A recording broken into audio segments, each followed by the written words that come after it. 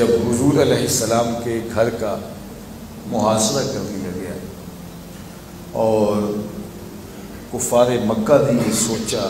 کہ آپ کی زندگی کا چراغ ہی بجھا دیا جائے، یہ قصہ ہی تمام ہو جائے، تو اللہ کے محبوب علیہ السلام نکلے تو حضرت سیدنا علی المرتضیٰ رضی اللہ تعالی عنہ کو اپنے بستر پہ لٹایا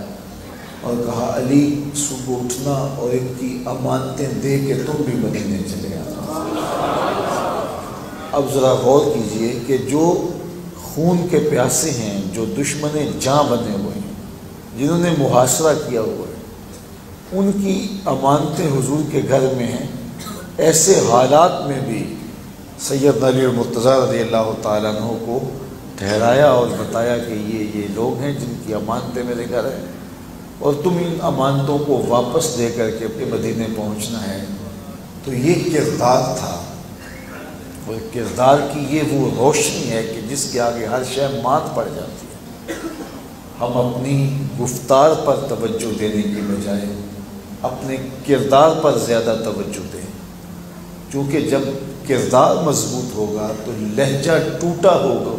شکستہ لہجہ ہو پھر بھی دلوں میں اثر پیدا کرے گا۔ اسحد بلال عند اللہ اشہد، بلال کا اسحد بھی اللہ کے ہاں اشہد ہی مانا گیا۔ تسخیر جہاں اور لوگوں کے دل میں اسلام کا نور پیدا کرنے کا جو ذریعہ ہوا وہ حضور علیہ السلام کا روشن کردار ہے۔ تو کردار کی چمک اثر رکھتی ہے۔ حضرت شاہ نقشبند بخاری علیہ رحمہ کا ایک قول سنیے، فرماتے ہیں جس شخص کی خاموشی فائدہ نہیں دیتی اس کی تقریر بھی فائدہ نہیں دیتی۔ تو میں اور آپ اپنے کردار پہ، اپنے عمل پہ، اپنے رویوں پہ غور و خوض کریں، پھر ہم جو کہیں گے وہ باتیں روح میں تھے۔ اقبال نے کہا تھا نا کہ واعظ قوم کی وہ پختہ خیالی نہ رہی، بلکہ طبعی نہ رہی، شعلہ میں کالی نہ رہی،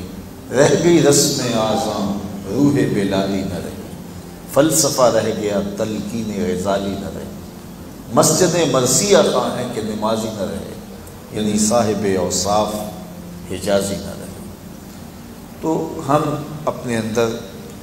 کردار کی وہ چمک پیدا کریں تاکہ ہماری بات مؤثر ہو، ہم جو کہیں وہ روحوں میں اترتا چلا جائے۔ تو اللہ کے محبوب علیہ السلام کی زندگی کا روشن پہلو اور جو اسلوب تھا حضور علیہ السلام کے پیغام کا لوگوں تک پہنچنے کا، جو